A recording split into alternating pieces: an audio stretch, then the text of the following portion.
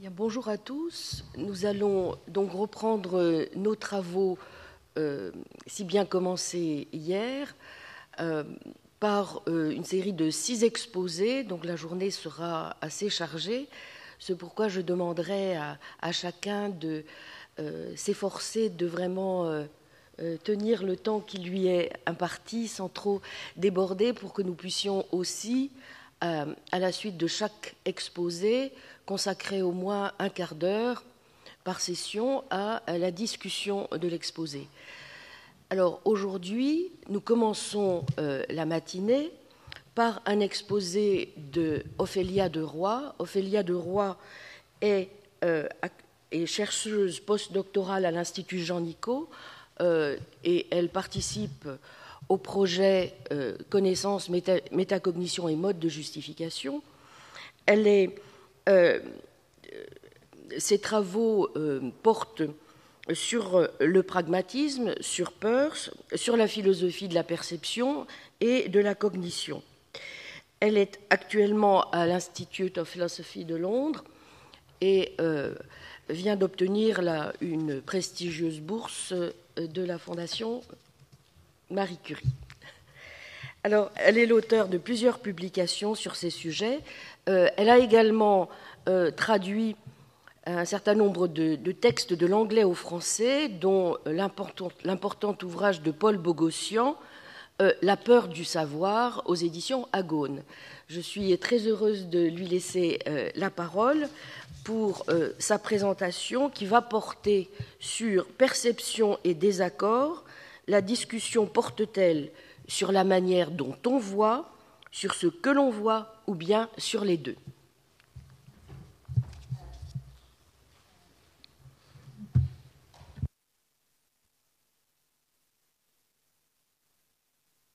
D'accord, merci.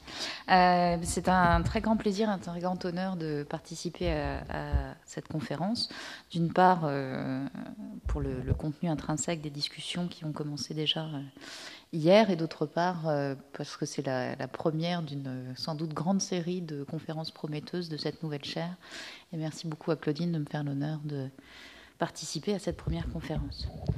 Donc je vais devoir m'excuser de présenter également pour les francophones que les diapositives soient en anglais et pour les anglophones que mon exposé soit en français.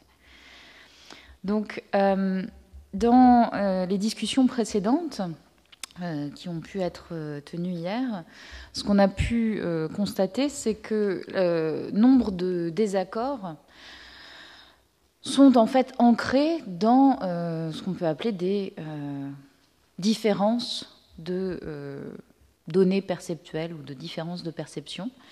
C'est parce qu'on perçoit une scène différemment, qu'on a un accès perceptuel différent à une situation, que l'on va soutenir des jugements ou des croyances différentes à partir de cette évidence. C'est le cas de ce qu'on peut appeler des désaccords descriptifs. Par exemple, on peut être en désaccord sur la couleur de la robe que portait telle personne hier. Mais c'est également le cas plus généralement, en grande partie, des désaccords scientifiques qui peuvent porter sur le type d'observation qui sont à leur fondement. Il est bien évident que une différence dans les données de la perception n'est pas la seule cause ou la seule base du désaccord, et qu'il y a un certain nombre d'autres facteurs qui peuvent être émotionnels, évaluatifs ou normatifs, comme l'a montré Joël Proust hier, ou également tenir à des schèmes conceptuels ou à des théories différentes, le cas des désaccords scientifiques le rappelle, mais également ici, on peut penser aux désaccords esthétiques qui peuvent avoir quelque chose à faire avec une différence dans la façon dont on perçoit l'objet, mais également le type de critères, de standards, de normes ou de valeurs par rapport auxquels on apprécie cet objet. Il en est de même certainement pour les désaccords moraux ou religieux. Il est certes attesté que certaines théories souhaitent rendre compte de cet accès aux normes, aux standards, aux valeurs ou aux idées abstraites, également dans le cadre d'un modèle perceptuel. Donc dans ces cas-là, tout serait de l'ordre du perceptuel. Mais je vais me limiter ici au sens absolument ordinaire de perception, c'est-à-dire l'accès par le moyen de nos sens aux objets physiques et matériels extérieurs.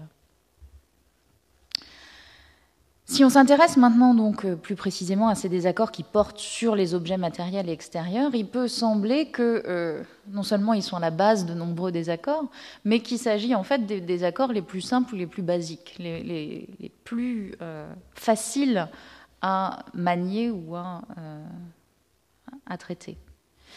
Prenez l'exemple suivant, deux personnages, John et Petra, viennent ils étaient à un carrefour et viennent d'assister à un accident de voiture.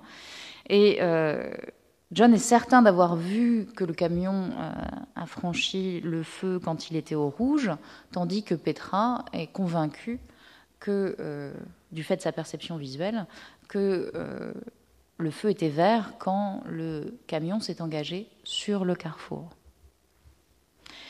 Si on suppose qu'il s'agit de témoins non intéressés, honnêtes, non biaisés, et que, par ailleurs, la différence de leur témoignage ne tient pas à une différence ou à une distorsion qui est introduite par leur mémoire, la façon dont ils se remémorent l'événement, donc ils ont vraiment vu ce qu'ils rapportent, alors on a l'impression que dans la mesure où ces deux personnages ont assisté au même événement, au même accident, où ils ont fait attention exactement aux mêmes éléments et que leur capacité d'attention était égale et intacte, il n'y en avait pas un qui était fatigué ou sous drogue, comme les philosophes aiment à le supposer pour compliquer les situations. Alors, il est assez simple de penser que l'un des deux doit avoir tort. Dans le cas de présent de l'accident, si on imagine que l'ensemble des possibilités est épuisé par le feu était soit rouge, soit vert, alors on peut dire que soit John a tort, soit Petra a tort. Cela ne veut pas dire, bien évidemment, qu'on puisse décider qui a tort, mais on est au moins sûr que l'un des deux a tort. D'où l'idée fondamentale qui, à mon avis, explique qu'on ait prêté assez peu d'attention aux désaccords strictement perceptuels, c'est qu'il semble vraiment facile à résoudre, au moins en principe. D'accord. Il ne pose pas vraiment de problème, notamment de complications, puisqu'on sait en gros que s'il s'agit du même objet, du même événement, il y a une perception qui est fautive et l'autre qui est exacte. C'est encore plus vrai quand on prend des exemples, quand on emprunte des exemples à la littérature contemporaine sur l'épistémologie du désaccord. Prenez la citation de Feldman, par exemple, un exemple qui a déjà été évoqué hier. Supposons que vous et moi sommes en train de regarder par la fenêtre, de regarder la cour par la fenêtre. Nous pensons que nous avons une capacité visuelle comparable et nous savons que nous sommes tous deux honnêtes. Il me semble voir ce qu'il me paraît être, la formulation du contenu est ici très, très prudente, ce qui me semble être une personne portant un manteau bleu au milieu de la cour. Et supposons que ceci n'est pas quelque chose d'étrange. Je crois qu'une personne avec un manteau bleu est présente dans la cour, mais de votre côté, vous n'avez pas l'impression de voir quoi que ce soit de cette sorte, et vous en venez à penser que personne n'est présent dans la cour. Du coup, nous sommes dans une situation de désaccord.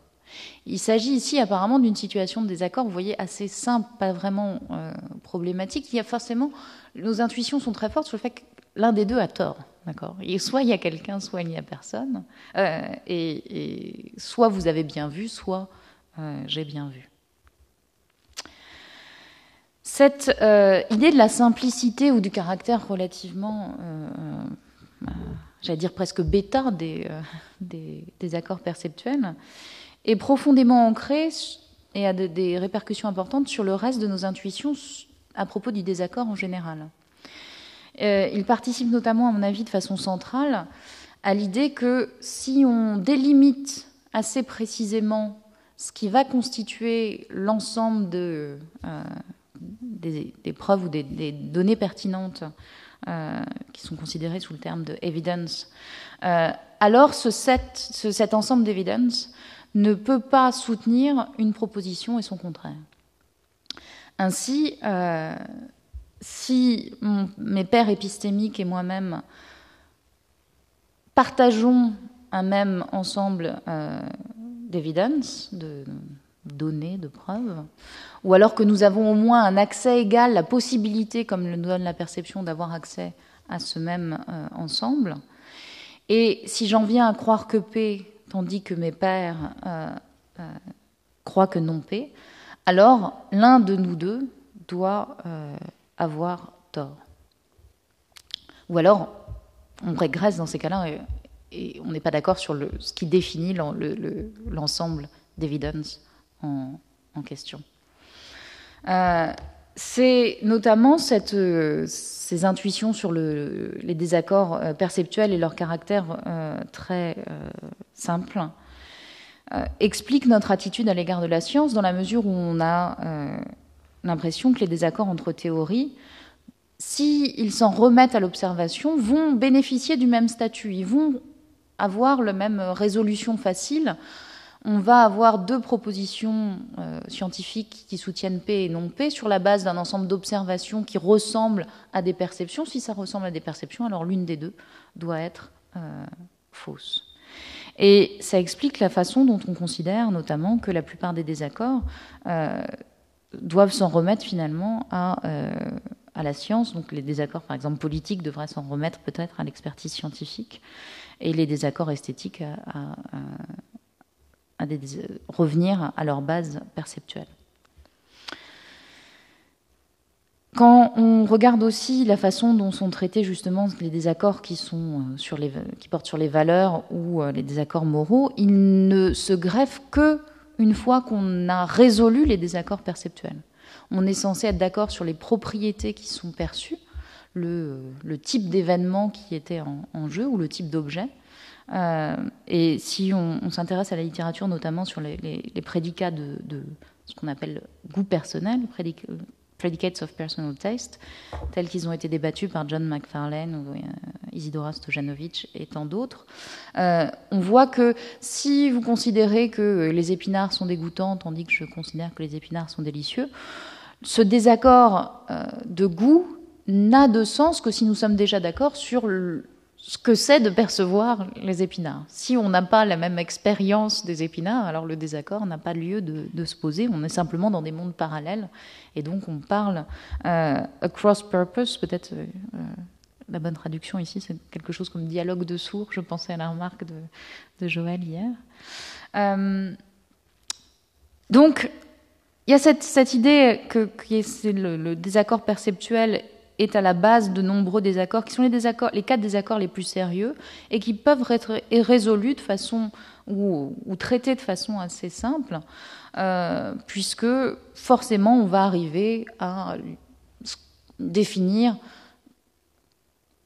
l'ensemble d'évidence qui permettrait de dire qui a tort ou qui a raison, ou au moins on est certain qu'il y a une telle possibilité. Ce que je voudrais mettre en cause ici, ou au moins questionner de façon un peu plus approfondie, c'est le fondement de cette assumption, ou cette présupposition de simplicité, et savoir pourquoi, si on a vraiment raison de penser que les désaccords perceptuels sont si bêta, si simples, et qu'on peut les traiter de façon si dichotomique notamment. D'autre part, et c'est une deuxième question qui rejoint le dernier exposé de Capel hier, est-ce qu'il suffit de se satisfaire de cette résolution en principe? On sait que l'un des deux sujets qui perçoivent la scène, l'un des deux sujets a tort, mais comment identifier plus précisément celui qui a tort? Comment savoir si même l'un des deux a exactement raison? Et raison dans ces cas-là à propos de quoi? Comment, si on applique les critères cette fois internes pour aider à la résolution du désaccord au moment où il se pose, et non pas juste se dire bon ben, si on avait plus de données, alors forcément on saurait que l'un des deux a tort. Comment en pratique devons-nous faire face au désaccord perceptuel? Ceci suppose de revenir un peu plus précisément ou de poser une définition des désaccords perceptuels, et c'est là, à mon avis, que les problèmes commencent. Déjà parce que il est assez difficile de définir ce qui est un désaccord réel par opposition à un désaccord superficiel. Prenez l'exemple canonique d'une contradiction entre deux jugements qui ont deux contenus propositionnels différents, P et non P. Et on s'aperçoit qu'il y a une espèce de critère un peu pragmatique du désaccord dans la conversation, c'est quand les énoncés qui ont ces contenus propositionnels peuvent être opposés avec le début de l'énoncé serait un non. Donc par exemple, si quelqu'un juge que ce Picasso est magnifique, le jugement qui serait en désaccord avec ce jugement serait un jugement qui considère que ce Picasso n'est pas magnifique, ou alors que ce Picasso est hideux. Et vous voyez que d'un point de vue conversationnel, on pourrait avoir la discussion suivante: ce Picasso est splendide, non, il est hideux. D'accord ? Donc il y a quelque chose qui nous rappelle ici dans le non que les deux contenus propositionnels exprimés par les énoncés sont en opposition. Même chose pour il pleut, non, il ne pleut pas, ou simplement dire non est suffisant pour... Je n'ai même pas besoin d'énoncer vraiment le contenu de ma croyance, il suffit que je dise non pour être en désaccord. Dans tous ces cas, ce dont on s'aperçoit, c'est que les désaccords sont définis comme une contradiction ou une exclusion mutuelle entre des contenus de croyance qui ne pourraient pas être vrais dans la même situation. Mais ici, le critère conversationnel du non nous rappelle aussi que les deux propositions en question, du coup, elles doivent être à propos de la même situation, mais que les personnes qui entretiennent les croyances qui ont ce contenu propositionnel doivent aussi être en contact ou participer dans un sens au même jeu, pour reprendre la métaphore de Lewis ou de Wittgenstein. Si nous ne sommes pas exactement en train de faire référence au même Picasso, ou si nous avons des représentations différentes, peut-être des sens différents, nous attribuons des sens différents au concept de vol, alors il est possible que nous ayons justement un dialogue de sourds et que nous ne soyons pas exactement en train d'avoir un désaccord au sens réel du terme. Si, par exemple, vous croyez que la peinture de Braque est un Picasso et que je suis en train de parler du Picasso qui est à gauche et que vous parlez du Braque qui est à droite en pensant que c'est ce à quoi réfère ce Picasso, alors nous ne sommes pas vraiment en train d'avoir un désaccord puisqu'on ne parle pas vraiment du même tableau. Ce qui a émergé de plus en plus clairement dans la littérature, c'est l'idée que pour qu'il y ait un sens à parler de désaccord non superficiel, il doit exister un contenu propositionnel minimum, un contenu qui est partagé par les deux interlocuteurs et à partir duquel on peut articuler l'opposition entre les jugements. Différentes façons de se rapporter à ce même jugement. C'est quelque chose qui n'a pas juste émergé dans les travaux contemporains, mais qu'on retrouve également déjà chez Frege, dans un manuscrit non publié posthume, qui s'intitule Logique, où Frege souligne que si quelque chose n'était vrai, donc le contenu n'avait de conditions de vérité que pour une personne, alors il n'y aurait aucune contradiction entre les opinions de différentes personnes. Pour être cohérent, une personne qui soutiendrait cette vue n'aurait pas la possibilité de contredire une conception opposée, et il aurait simplement à accepter le principe non disputandum est.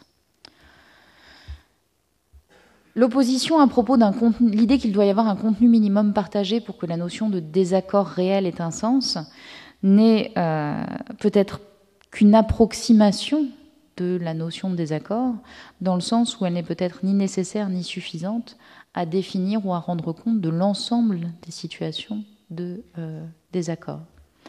Il peut y avoir, par exemple, des accords, même dans les cas où il y a un contenu partagé, et on adopte des attitudes à son égard qui sont différentes, mais qui ne sont pas strictement parlées en opposition.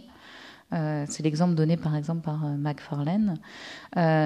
Si deux présentateurs météo pensent qu'il va pleuvoir demain, mais que l'un est légèrement plus convaincu que l'autre qu'il va pleuvoir, alors il y a un degré de description de cette situation suffisamment fine qui suggère qu'ils sont en désaccord sur ce contenu commun, à savoir qu'il est hautement probable qu'il pleuve demain.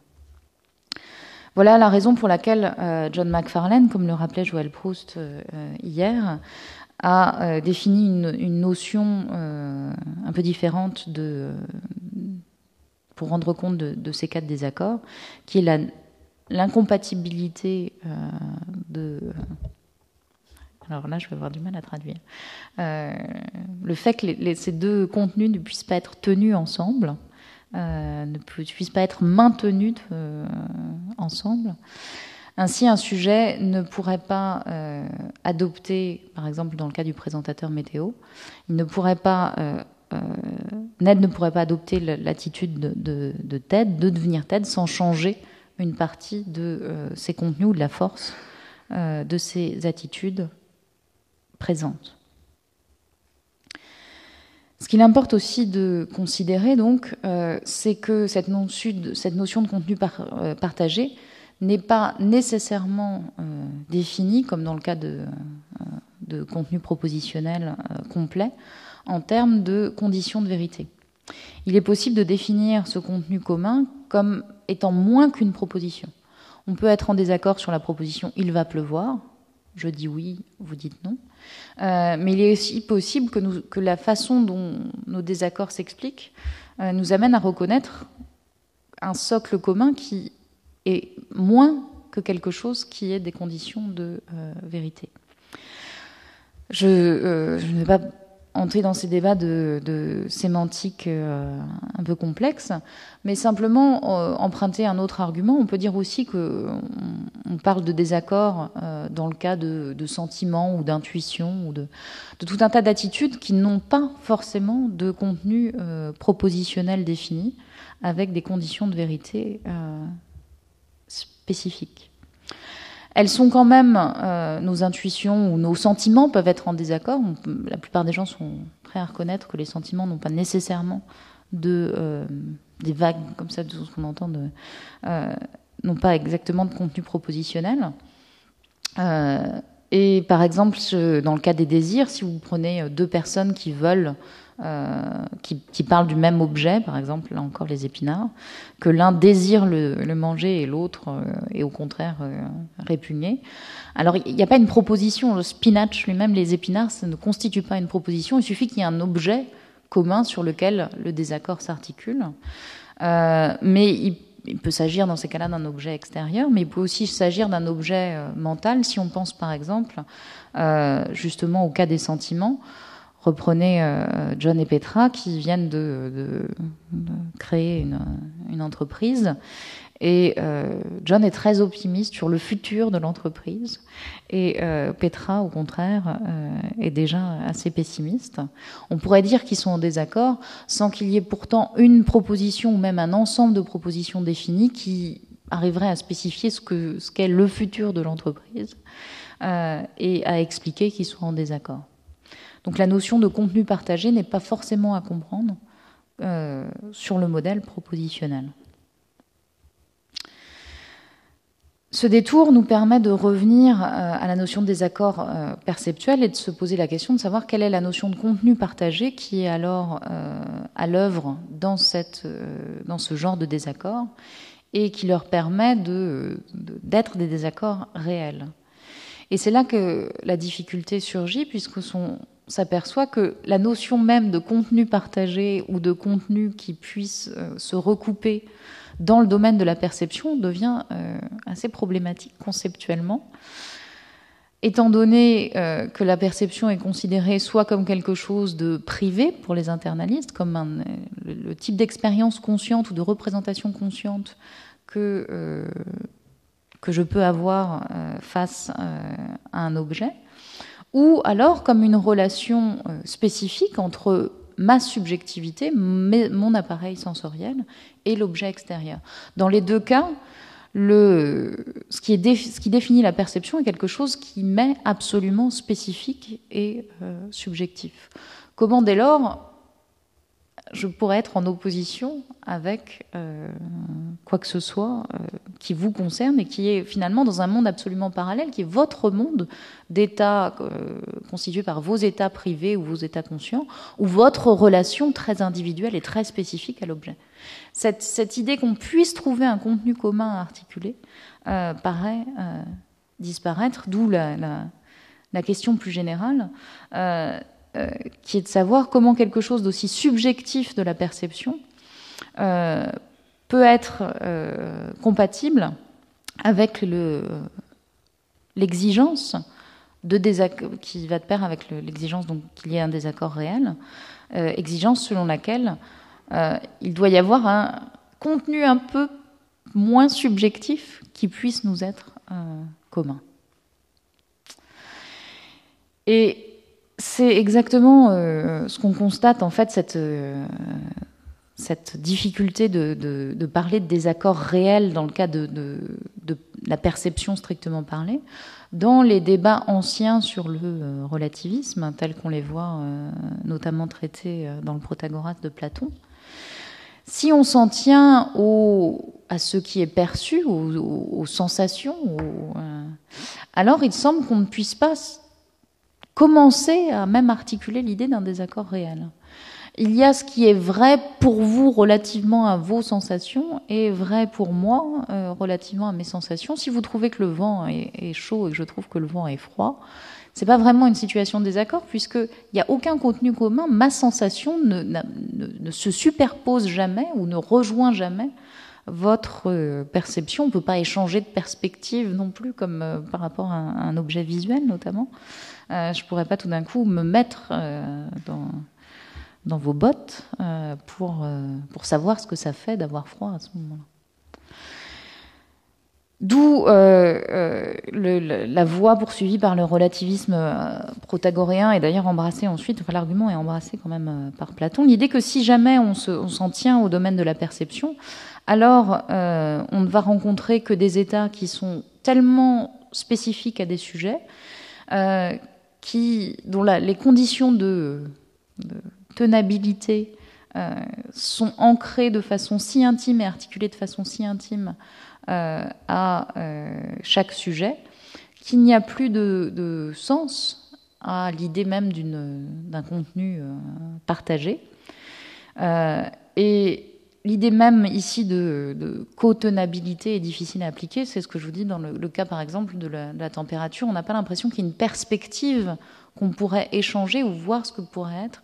Vous prenez le cas de la douleur, on dérive un peu sur des cas moins perceptuels, mais on ne peut pas être d'accord sur le fait que si vous trouvez que quelque chose ne fait pas très mal et que je trouve que ça fait très mal, est-ce que je pourrais être en désaccord avec vous? Non, c'est moi, la douleur telle que je la ressens et la douleur telle que vous la ressentez. La notion même d'un désaccord sur ce qui fait mal semble être impossible à articuler. En conclusion, si on suit cette voie, il semblerait qu'il n'y ait pas de désaccord réel au degré, si on s'en tient à la perception elle-même, entendue comme ce caractère un peu primitif de la sensation. Il y a simplement des faits différents sur ce que nous voyons, ce que nous sentons, la douleur que nous ressentons également. Généralement, la critique de ces conceptions consiste à dire que même ici, le fait de commencer à parler de fait de perception est difficile à spécifier.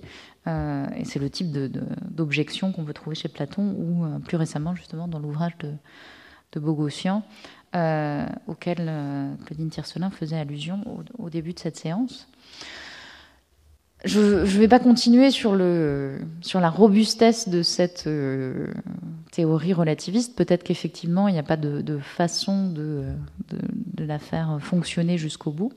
Mais il s'agit, quand on s'intéresse à la perception, quand même d'une tradition assez durable et qui continue à travailler certaines intuitions dans ces débats.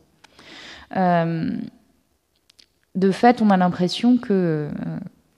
si on reprend l'exemple de John et de Petra, quand ils ont assisté à l'accident, si on prend la ligne du relativiste protagoréen, alors leurs deux perceptions doivent être considérées comme les leurs, et donc également irréprochables. Et il semble qu'on puisse dire soit que les deux ont également raison, et dans ces cas-là, on suit la voie d'un relativisme un peu...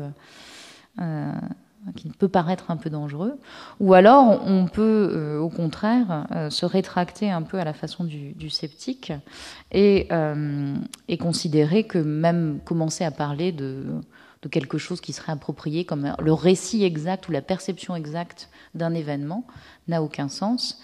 Et c'est ce lien entre l'argument du désaccord, le relativisme et le scepticisme qui continue à survivre justement dans nombre des débats.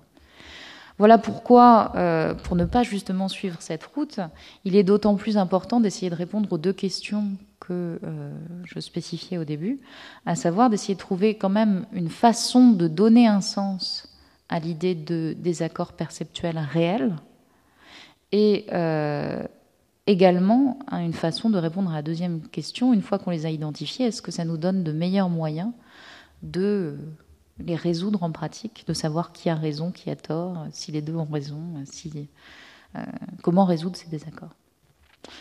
Alors, quelle définition du désaccord perceptuel peut-on donner ?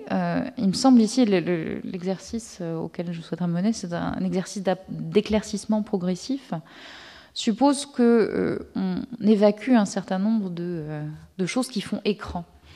La première difficulté, c'est qu'il va falloir se limiter, si on veut donner un sens, à ce qu'on va appeler des paires perceptuelles, au même titre qu'il y a des paires épistémiques. Il va falloir trouver une façon de définir ce que sont des paires au niveau de la perception. Et là, les choses deviennent assez compliquées. Ce qu'il va falloir, c'est essayer de mettre de côté, justement, les différences entre... entre les personnes qui perçoivent, qui ne sont pas pertinentes par rapport à la situation. Parce que, et là on voit une façon facile de répondre à la fois au relativisme protagoréen et une façon de soutenir l'idée qu'il y a que les accords perceptuels sont très faciles à résoudre, c'est de dire finalement les gens ne perçoivent pas de la même façon, et il y en a qui perçoivent mieux que d'autres. D'accord ?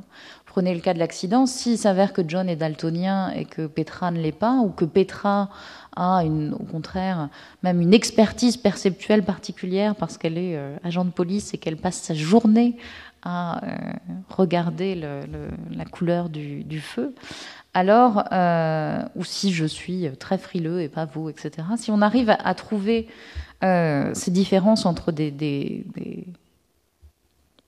nos degrés d'expertise dans la perception, alors certaines perceptions vont être plus précises ou plus exactes ou plus vraies que d'autres, et donc peser de façon plus décisive en faveur de certaines croyances perceptuelles. C'est une voie de secours très prometteuse et très facile, mais qui finalement se débarrasse un peu du problème, même si elle permet notamment de résoudre la plupart des cas pratiques de désaccord.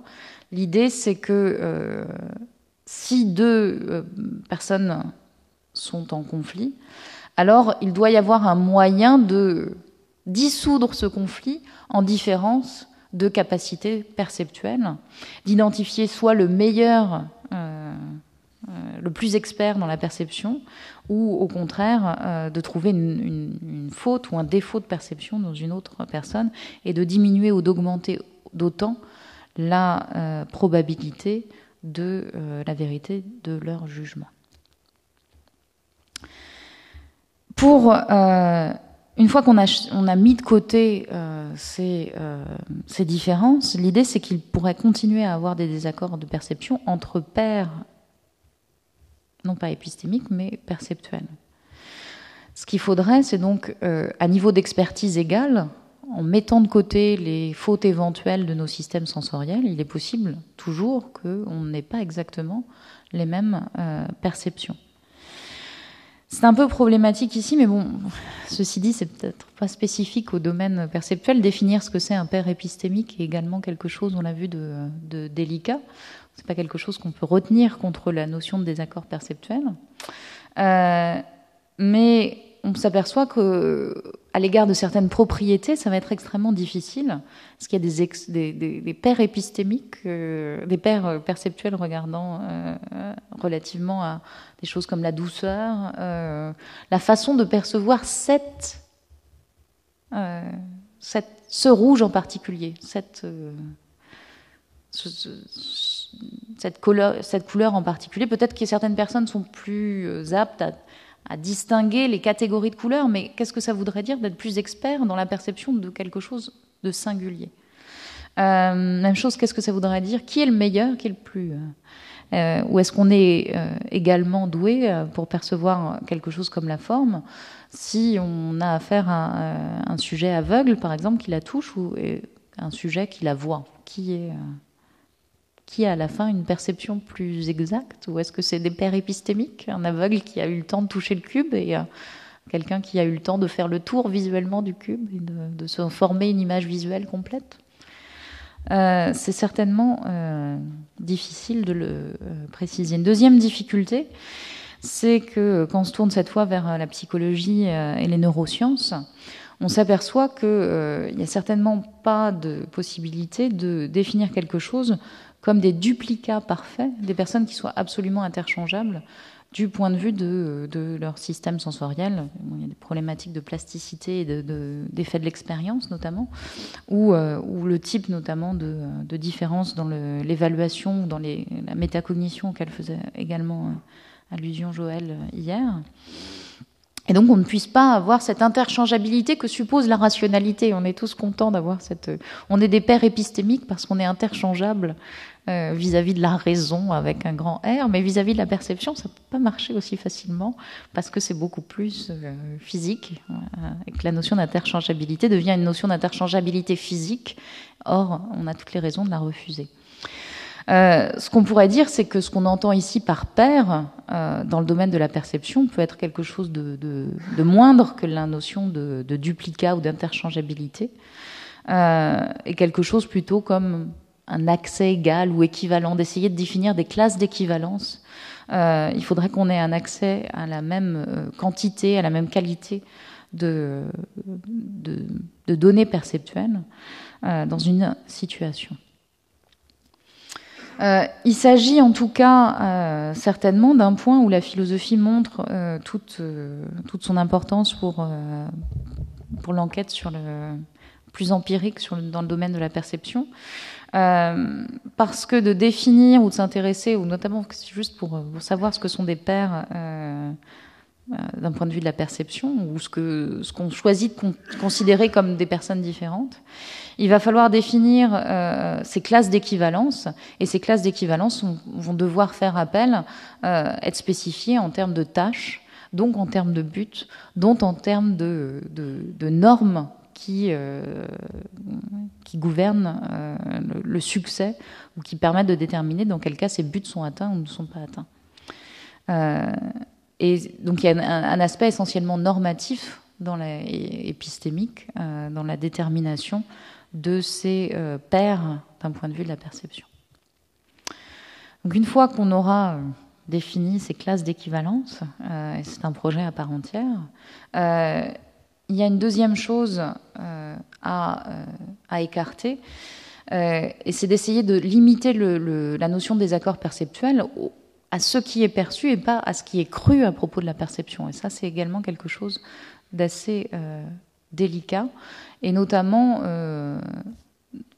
fait de façon, à mon avis, parfois trop rapide par la plupart des stratégies d'objectivation du contenu de la perception. La plupart du temps, dans la littérature ou dans les débats contemporains, on s'aperçoit que le désaccord perceptuel est en fait un désaccord sur les croyances perceptuelles. On s'intéresse à l'interprétation de l'épisode perceptif par John, qui pense que le feu était rouge, alors que Petra pense, sur la base de sa perception, que le feu était vert. Et on peut appliquer de façon aisée la notion de désaccord parce qu'on a ici des contenus propositionnels, donc ils peuvent être opposés d'un point de vue logique, ils ont des conditions de vérité, ils ne peuvent pas être vrais en même temps. Et simplement, l'idée implicite ici, c'est que s'il y a un désaccord à l'échelle des jugements perceptuels, alors on peut régresser et penser qu'il y a aussi un désaccord au niveau de la perception elle-même, des perceptual seemings ou des apparences perceptuelles, comme le disait Capel hier. Donc on aurait un accès indirect à des désaccords perceptuels via le désaccord au niveau des jugements perceptuels. Il y a un certain nombre de problèmes avec cette conception indirecte. D'une part parce qu'on ne peut pas complètement exclure qu'on puisse avoir un désaccord du côté des jugements perceptuels alors qu'il y ait un accord au niveau de la perception. Il est possible que sur la base du même contenu perçu, on puisse... L'idée, c'est que ce n'est pas forcément un bon indicateur. On peut être tout à fait en désaccord sur le type de jugement conforme sans être en désaccord sur l'expérience qu'on a eue. C'est notamment ce qui complique le débat sur la perception des couleurs. Si on prend ces deux nuances de bleu, par exemple, il a été démontré par un certain nombre d'études de psychologie expérimentale que, par exemple, les Russes, qui ont dans leur vocabulaire deux mots, et on pense peut-être... c'est plus controversé, de concepts pour le bleu, vont percevoir la différence ou la similarité entre deux nuances de bleu de façon différente que ne le perçoivent des anglophones, par exemple. Il faudra aller dans le détail des données, mais l'idée ici et la conclusion, c'est de dire on aurait un désaccord au niveau des croyances perceptuelles, certains sujets russes qui diraient non, il s'agit de deux nuances différentes, là où on dirait au contraire qu'il s'agit des mêmes. Mais le fait qu'on soit plus ou moins apte à former des jugements sur la différence entre deux objets, même quand ils sont présentés simultanément, ne veut pas dire qu'il y ait eu des différences dans notre expérience singulière des deux échantillons eux-mêmes.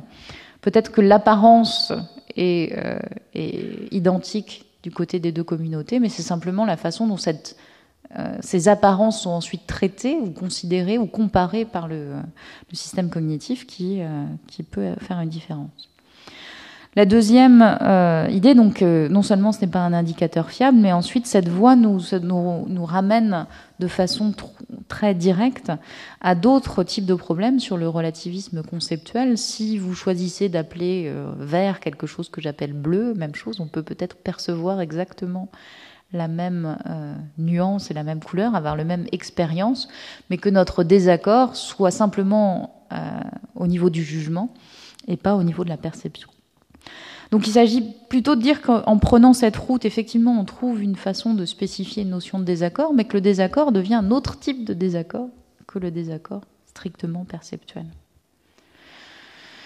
Voilà pourquoi on doit essayer d'amener ici le type de progrès qui ont été faits pour la clarification de ce qu'on peut entendre par le contenu de la perception indépendamment des problématiques sur le contenu des jugements perceptuels qu'il justifie immédiatement, et revenir à l'idée qu'il y a un contenu préalable, non conceptuel, une représentation strictement perceptuelle de l'objet qui est produite par la perception.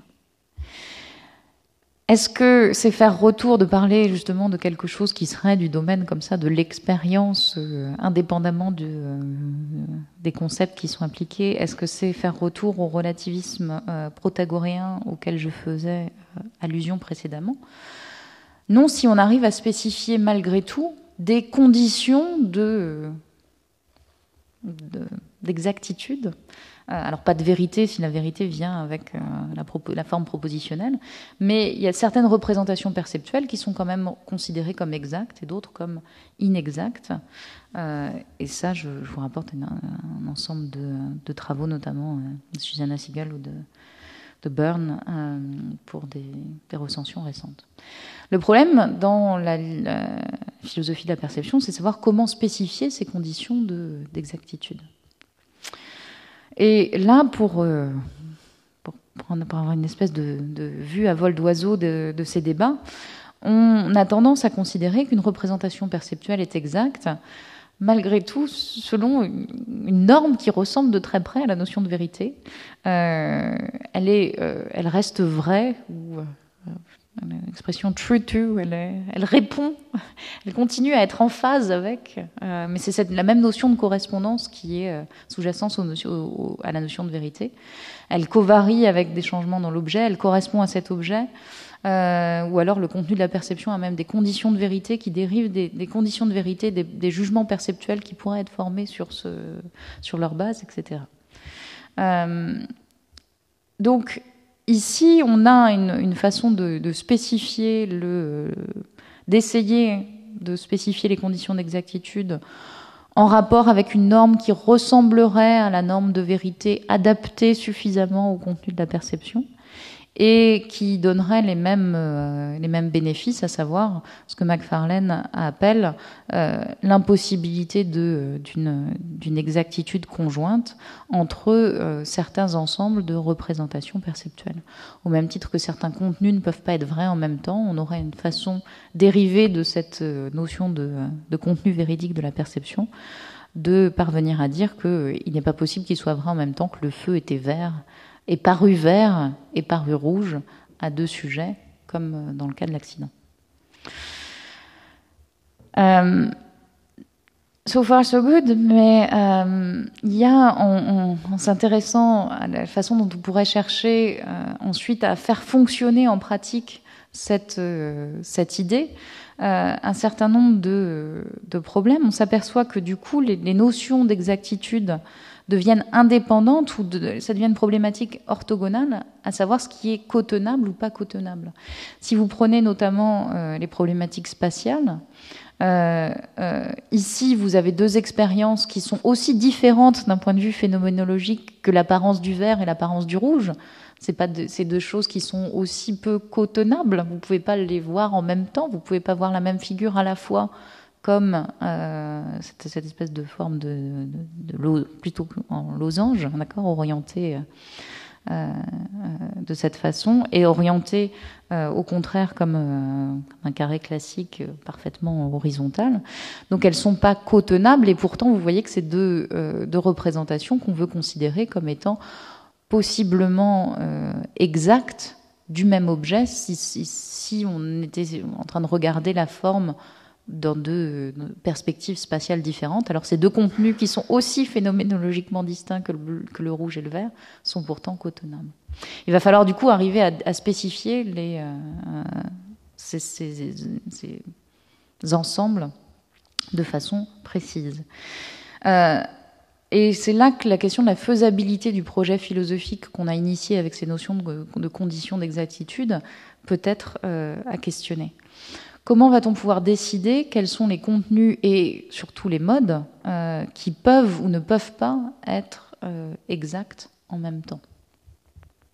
C'est également ce qui rejoint le problème de Molineux sur la représentation spatiale d'un cube, par exemple, par la vision, et la représentation qu'on peut avoir par la vue. Dans quelle mesure on peut être à même de décider que les deux sont équivalents ou pas, et mènent à des jugements qui sont également justifiés. Ce dont on s'aperçoit, c'est également qu'en prenant la route de cette définition de conditions d'exactitude, on va commencer quelque chose qui reste trop centré sur la norme de vérité, et donc qui va nous rentraîner sur des notions d'objectivité qui s'éloignent du type d'intérêt pour l'objet perçu. La notion d'objectivité perceptuelle et de fidélité à l'objet perçu doivent être distinguées. Et notamment, dans ces débats, il y a une confusion entre l'exactitude des jugements perceptuels et l'exactitude de la perception de l'objet. Il est exact de percevoir un rideau comme bleu sous une lumière bleue. D'accord ? La plupart du temps, en fait. Donc le désaccord qui va surgir sur le fait que je n'ai pas raison de me servir de l'évidence fournie par ma perception du rideau sous une lumière bleue pour former le jugement selon lequel ce rideau est bleu. Mais si, dans cette pièce, vous êtes en train de m'expliquer que le rideau est blanc, la situation de désaccord se pose différemment, et cette fois, c'est moi qui ai raison de le voir comme bleu. D'accord ? Et c'est cette notion-là de désaccord qui nous intéresse. Or, elle intègre les notions de conditions de perception qui ne sont pas forcément les conditions d'exactitude du jugement auxquelles elles peuvent mener.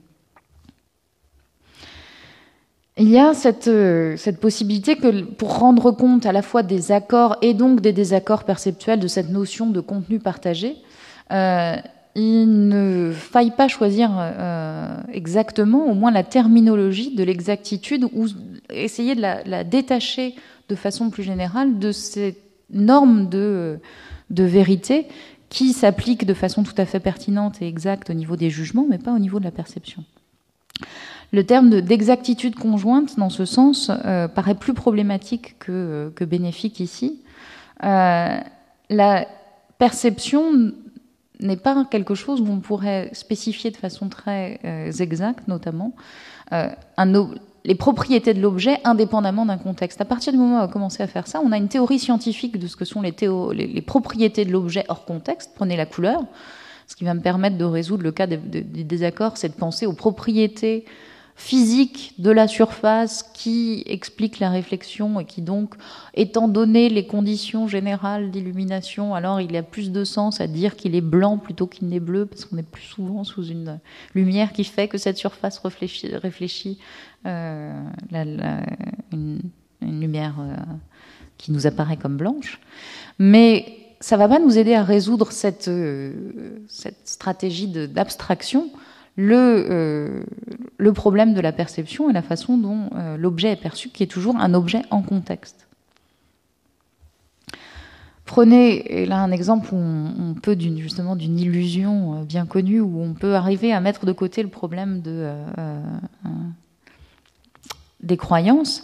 Là encore, l'illusion de Müller-Lyer, où les deux lignes, en fonction de l'orientation des flèches, paraissent de longueurs différentes. Comment on va réussir ? Je me dépêche parce que je vois que je prends beaucoup de temps. Quelles vont être les conditions qui vont nous permettre ici de dire que la perception est exacte ou inexacte ? Les notions même d'exactitude, c'est simplement la façon dont notre perception nous parvient. Il ne faut pas revenir non plus. Également, vous voyez, si on revient à quelque chose qui va être trop du côté causal, on va prendre la voie du relativisme protagoréen et simplement, selon la différence des systèmes perceptuels, alors on va avoir différents épisodes de perception. Donc, il va falloir arriver à spécifier un contenu de la perception indépendamment de cette notion de condition d'exactitude. Et ici, l'idée, c'est de parvenir également à rendre compte du contenu perceptuel de façon plus fine à partir de la variété des accords. Souvent, les exemples sont considérés comme équivalents, et si on s'intéresse à la variété des situations perceptuelles, on s'aperçoit justement cette connexion et cette indissociabilité entre le contexte dans lequel quelque chose est perçu, La définition même de ce qu'est un objet perçu dépend du contexte et notamment des modalités sensorielles qui sont à l'œuvre dans une situation. Par exemple, notre perception du mouvement ou notre façon de distinguer des événements est liée non pas seulement à ce qu'on voit, mais c'est également influencé par ce qu'on entend. Et le fait d'avoir segmenté une scène dans cet événement qui ensuite va peser sur la façon dont nos croyances sont élaborées dépend entièrement du contexte global de perception. Je vais finir rapidement. Donc, il va falloir en fait essayer non pas de trouver, c'est un peu aporétique, mais de définir un contenu de la perception qui puisse valoir dans tous les cas, mais de s'intéresser à des choses plus fines comme la perception des objets ou la perception de certaines propriétés, la perception des différences. Selon la complexité de la scène, on va arriver à des spécifications de contenu différentes, sans jamais avoir recours à une distinction entre l'objet et le contexte, en arrivant à intégrer les deux. J'arrive à mes conclusions de cette exploration. Pour résumer, ce que j'ai voulu montrer, c'est qu'il fallait quand même arriver, et on avait toutes les raisons de vouloir étendre la notion de désaccord telle qu'elle existe dans la littérature sur les croyances à la perception proprement dite, que c'est à la fois nécessaire et difficile, dans la mesure où il est très délicat de trouver une notion de contenu partagé ou recoupé, ou de contenu qui se recoupe, de déterminer quand ils sont mutuellement exclusifs ou compatibles, sinon à s'en remettre à des stratégies d'intellectualisation et de définition scientifique des propriétés de l'objet, mais en restant au niveau de la perception lui-même, c'est extrêmement délicat. Et que cette difficulté n'est pas simplement due à des différences entre les sujets, des différences subjectives, mais aux différences sur les situations de perception elles-mêmes. L'idée selon laquelle les représentations perceptuelles pourraient être définies en fonction de conditions d'exactitude qui vaudraient à travers les contextes et qui reposeraient sur cette distinction entre contexte et objet me paraît également une impasse, en tout cas par rapport au type d'explication vraiment des cas perceptuels. Ce qui nous laisse avec pour seul choix d'embrasser une des deux vues, des deux conceptions contextualistes suivantes, soit arriver malgré tout à spécifier un contenu de la perception, ce que je vais appeler incomplet, qui aurait un espace vide pour une perspective ou un contexte, et penser dans ces cas-là un peu à la façon des relativistes ou de certaines formes de contextualistes sémantiques, que le désaccord perceptuel se pose comme ça en intégrant la notion de perspective et de contexte, mais que si on en reste à ce qui est perçu, on n'aura pas vraiment de désaccord, dans la mesure où il faudra toujours que, pour qu'il y ait des accords, ce contenu soit complet et donc on y intègre quelque chose comme une perspective et un contexte. Mais il me semble qu'il y a, et c'est la voie plus générale que je cherche à poursuivre dans mes travaux sur la perception, une façon différente d'intégrer cette sensibilité au contexte dans la perception sans avoir recours à cette notion abstraite. C'est quelque chose qui est poursuivi modalité par modalité, par exemple par des réalistes directs comme Michael Martin, qui pense que les objets de la perception sont des ensembles de look ou d'apparence visuelle. Et je pense qu'il y a moyen d'essayer de définir également les objets comme un ensemble d'apparences qui intègrent leur sensibilité au contexte. Voilà pour les promesses futures, mais en tout cas, il s'agit de l'idée que pour rendre compte des accords réels dans le domaine de la perception, ce sera une de ces deux formes de contextualisme qu'il faut adopter. Merci beaucoup.